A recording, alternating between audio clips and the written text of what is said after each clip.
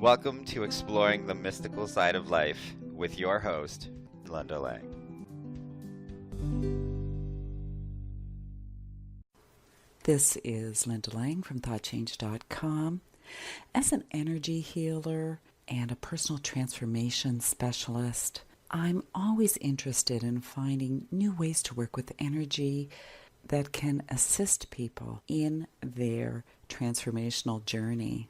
My guest today is Anahata Holly Hallowell.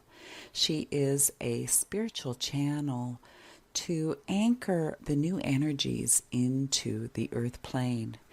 Anahata, I've watched a couple of videos on your YouTube channel, and I understand that you channel codes that are number frequencies. I'm curious how this came about for you. I was in my lowest low of my life, total breakdown, health-wise, relationship-wise, satisfaction-wise, professional-wise, like just down and out. And I decided to surrender. You know, what do you want me to know is what I kept asking universe and actually specifically Jesus, because I'm a Christian. And I was just open to edits in all aspects of my life and was sort of excited to see what would occur. Through my asking, which I believe you can get anything you desire in your life through asking, aligning, and allowing. So through asking, verbally asking, what do you need me to know? I started to align with the information that was meant to be birthed through me as a channel. And I received a divine download in April of 2015, which gave me a profound recollection. This is all a remembrance. We all know this information already. This isn't new. It's just a new way to anchor it into this dimension, that we're already connected to all things. And through our connection, we have access to all things without having to have that physical thing with us. And so I was just as clueless as anyone, how? But how is this possible, right? Through asking again and aligning and surrendering and repeating that cycle of ask, align, allow, I was able to come into some profound understandings beyond my physical ability to do so. I knew nothing about frequency and vibration. And yet I was getting these downloads of information where I would then have to go research, how is this possible? And of course, around every turn, I was receiving direct access to science and different studies that were proving what I was saying, which I didn't even know what I was saying, right? Because this was a channeling. And so it's very interesting being out of your ego mind and just surrendering to the information. One thing I asked was, how? How do we receive connection to all things that are going to be archived as what I call Anahata Codes? And the information that came in was numbers. Think in terms of energy, frequency, and vibration. And the best way to describe anything in a tangible way without having that thing with you is an expression of numerology, of numbers. Because think about computers, 0 and 1. That's it. That's all you got. And you've got everything that there ever was in a computer. And it's like, oh my goodness. When you can expand into the full range of 0 through 9 and repeat and include spaces, you can literally describe anything in the universe through numbers. Now, the last thing I want to say about that is the frequency is not the code. The frequency is your response to the information. It's a portal. It's a gateway opening for you to basically be able to receive and download and then activate the essence of anything from the quantum domain. And those numbers, those codes put you in direct contact with the essence of the thing that it's describing. And I have combined them all in this beautiful directory called the Anahata Codes. And they are actually free for everyone. We can put the link later. Thousands of codes and growing. It's an organic, living, breathing documentation of the energetic signatures of all things so that you can activate profound healing and evolutionary DNA. You mentioned the number codes and that the numbers are not the actual code, that it's your frequency's response to the information in the numeric code. So, would you consider those numbers something that your energy frequency aligns to? Or does the code trigger something within you which creates a third frequency? Yes, that. So here's the thing. My book, one of 5 that are coming out, is called Resonance Remembrance. And so the biologist Bruce Lipton has done a lot of research around the fact that our gene expression is activated or silenced based on our response to our environment, not the environment itself, right? It's how we respond. And we could go into that, but you're right. The code is resonance remembrance. It's sort of like walking down the aisle of a grocery store, knowing that you need a certain vibration and being able to take it off the shelf and actually activate it within you. If you think about healing, all healing is a self-directed biological transformation. You either activate healing or you don't, depending on what it is that is activating that. And it's your response to the pill, to the exercise, to the nutrient, to the experience, to the realization, to the alignment, to the discord, to whatever it is. We are living in a world where we are deciphering. We are energy decipherers. That's what we do when we sense, when we see, taste, touch, smell, feel. We are simply perceiving of the vibrational components around us. And it seems solid, but it's not. And when you can deliver to yourself the packet of energy signature of a thing, you have a resonance remembrance to it. You go, oh, right, this is the energy and information I needed to activate this healing response. And you do. And so the frequency is your response. The code, combined with your intention and your heart chakra, is the portal to that activation. I think it's really important that the listener knows that we're always, 100% of the time, sensing frequency and adjusting our frequency in response. So it's nothing that has to take a whole lot of time or effort because we're already a master at doing it. We do it unconsciously. Yeah. And it's just choosing where you want to align to or what you want to bring into your life. Yeah, it's sort of like a fractal. You've heard of the poet Rumi, who said, you are not a drop in the ocean, you are the ocean in a drop. And that's sort of the way we're living in this fractalized universe where we contain the entire potential and all possibility. We are expanding our own little corner of the intricacy of the fractal. And so what we focus on, we expand, and we are painting more. We're saying, yes, this gets into the law of attraction. I call them the law of attraction of energy medicine because sometimes it's just too hard for us to embody what we desire without being contradictory. Well, the codes give you the entire totality of definition of the thing that you're installing. So you get a polarity hack, basically. It's like you get the whole package code. So let's say you find you're in need of a certain essential oil in the essential oil category, and you go there and you choose based on muscle testing or heart testing, which is how I recommend you do it, not to use your mental mind, because your vibration magnetizes what you need in your asking. But when you look at that definition, you may go, this is the opposite of what I need, right? It's a toning up or a toning down. So it is all inclusive, which is why it is the law of attraction of energy medicine, because within that component of what you asked for, you've unlocked the door to any level of that frequency that you desire specifically to you. If you think of hot and cold, they're not opposites. They are just variances on the same spectrum. So you're no longer out on the outer perimeter of pushing against and resistance and, making life hard and painful in general. You mentioned that we're connected to all that is, and I agree with that.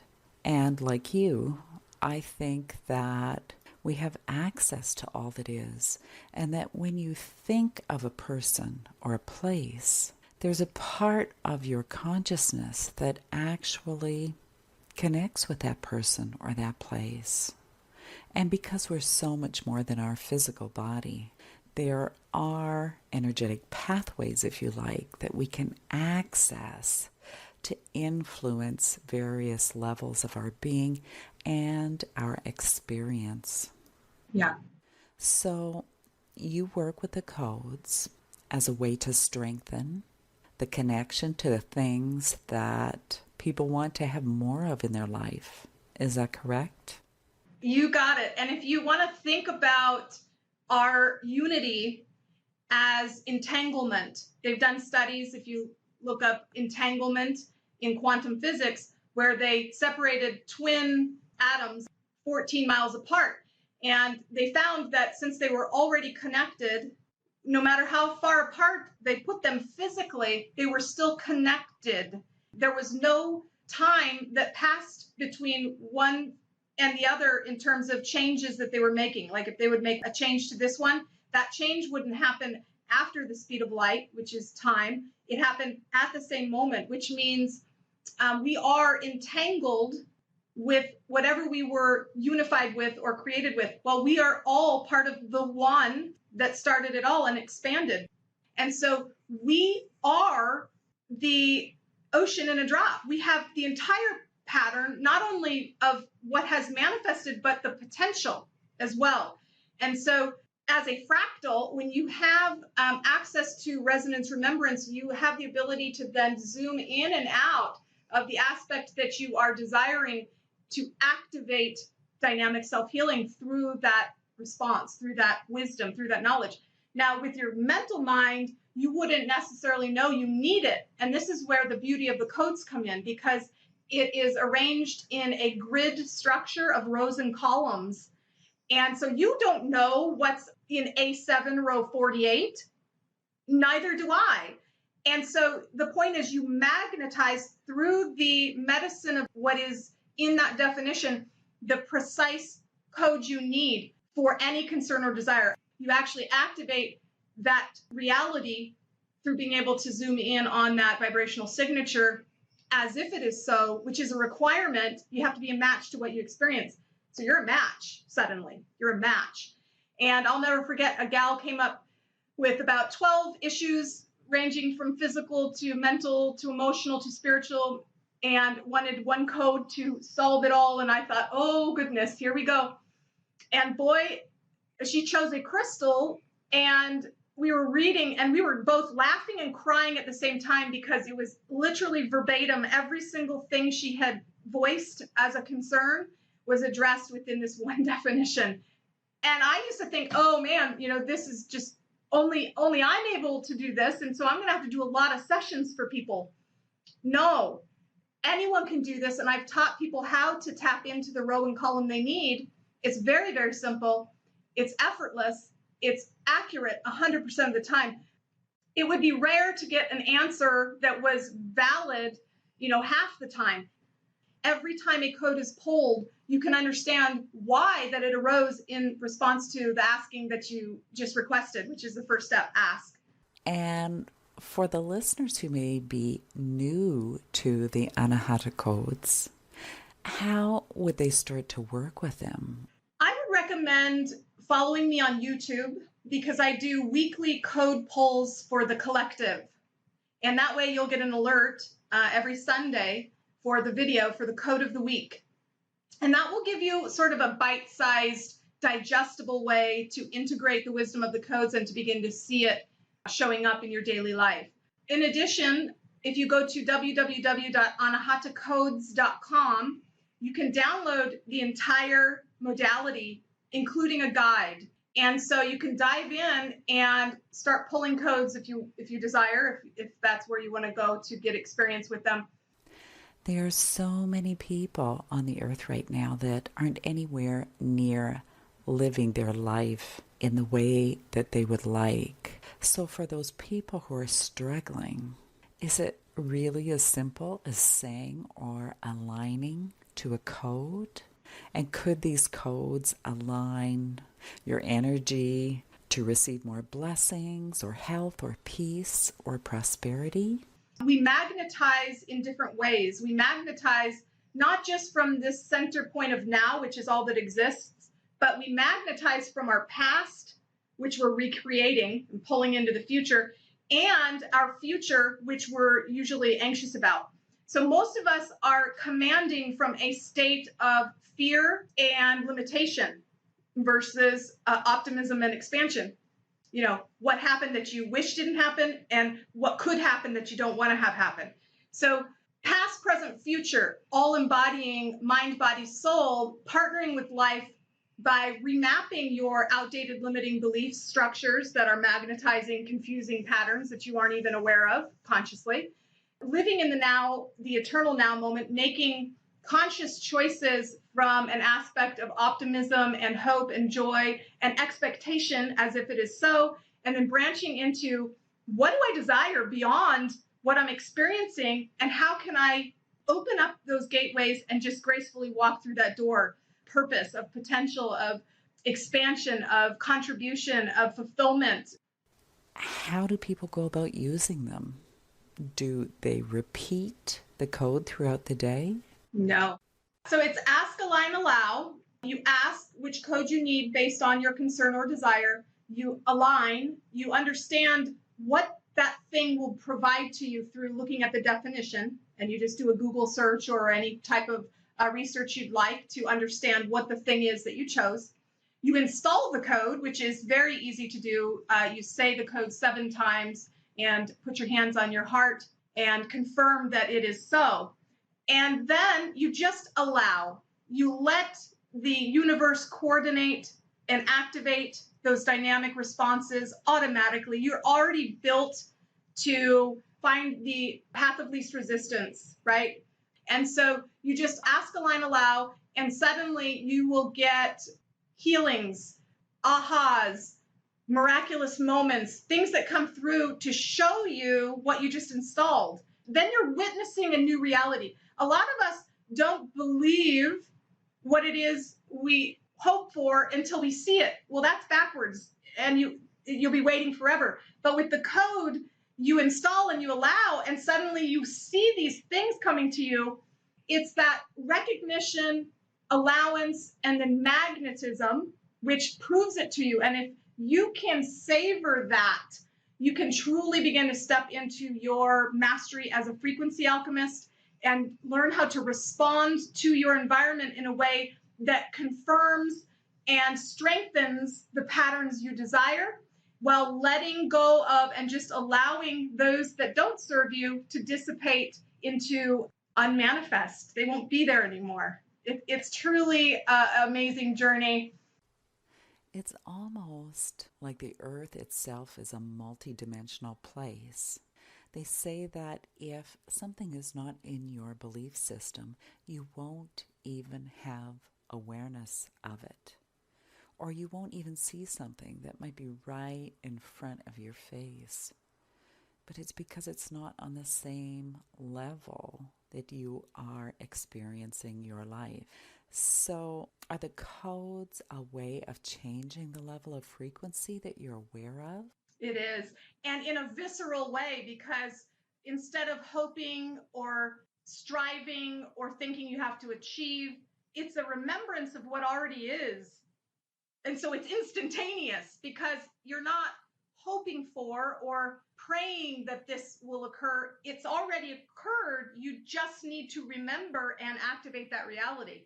And it is so. And we have an alert system that tells us when we're out on the outer edges where it's not feeling good because we're not resonating with our center point, which is unconditional love. And that's called emotion. Learning to use our emotional cues as guidance rather than I shouldn't feel angry, I shouldn't feel frustrated, I shouldn't, making it wrong. That just sends things to shadow. We've got to embrace our beautiful navigational system and respect it for what it is telling us in terms of, am I making my life hard or easy? Is there a different way to be activating my reality? Pain is optional. That's it. And we can get assistance with it through the Anahata Codes and other modalities that activate your memory of wholeness. And so your map is the reality you're choosing through your choices, mind, body, and soul. And so it's your magnetism. It's the way you're coding what your reality will be tomorrow.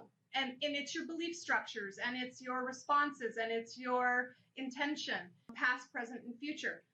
We are co-creating the fabric of the universe. That's why we're here. If you want to step into your full potential, you need to understand the dynamics of your map and the choices you have to literally tailor every part of your life to your specification. No one's forcing us to do anything. We are our own creators of our reality. And so if you can get to a point where you stop viewing pain as something to avoid and rather to embrace in terms of, thank you, wonderful teaching moment, now you can actually move into different and better versions of yourself. But at each level, there will be bugs and things that occur that aren't in alignment with where you want to go, which births the new. And so lessons are always going to occur. It's being okay in the now moment, despite what's happening, that helps you transcend into where you want to go versus looking at what is that you don't like and getting stuck there. So we can either evolve the pattern or we can regurgitate through focus and resistance. We can create anything we want for ourselves, and we will always experience contrast, and contrast is the fire of transformation into the next growth phase. So the trick is really staying out of that kind of ruminating mind and aligning to the frequency of what it is you want instead of all the things you don't want. As I said before, all pain and suffering is the wishing that something was other than it is. So if we can become masterful allowers of what is, but with grateful expectation of what will be, we can just center ourselves in the eternal now moment. And this is the place where people go, man, they are just, everything seems to work out for them. It's a state of mind. It's a state of mind, a state of allowance, and there's help, assisting frequencies. So, Anahata, do you have any last tips that you would like to share with our listeners before we wrap up? To make friends with their inner critic, to stop making yourself wrong for the natural alert system that you have. That would be my biggest advice, is that in this day and age of love and light and peace and harmony, as in terms of what people are saying you should do, I feel like we're condemning our natural alert system, and all that alert is telling us is that there is a program we're playing that needs editing. So instead of making it wrong or shame or blame, which is a dense vibration, which gets you focused on the pattern that you don't want to be in, that's on the outer edges, right? It's not going to be a fun ride. If you can then, again, center in the stillness through holistically partnering with life, which means allowing what's happening without wanting it to change, and then aspiring towards what you want in a way where you can embrace it. And it starts with making friends with your inner critic and not making it wrong anymore, and understanding that you are so worthy and valuable and loved, and you are a creator, and that you can do anything. Start sort of partnering with yourself versus dividing what you should and shouldn't do. Honor your cycles, honor your process. You're exactly where you need to be, and there's help along the way. And boy, once you can start going internally as well and activating those remembrances, there's no fear, because fear is perception. And life just gets easier and easier and easier. Wonderful. So would you like to share your website and your YouTube channel? Sure. So my website is www.anahatacodes.com, ANAHATACODES.com. My YouTube channel, you can just go to YouTube and search Assisting Frequencies, and it'll pop up. Perfect. Thank you, Anahata, for being our guest today. And we hope that all of our listeners have enjoyed this episode of Exploring the Mystical Side of Life. Come and visit me at thoughtchange.com find out a little bit more about the kind of transformation and energy work, mind shifting that I offer my clients. You can also pick up your free copy of Learning to Listen, 8 easy tips to tune into your own innate wisdom and internal guidance. That's it for this week. Bye for now.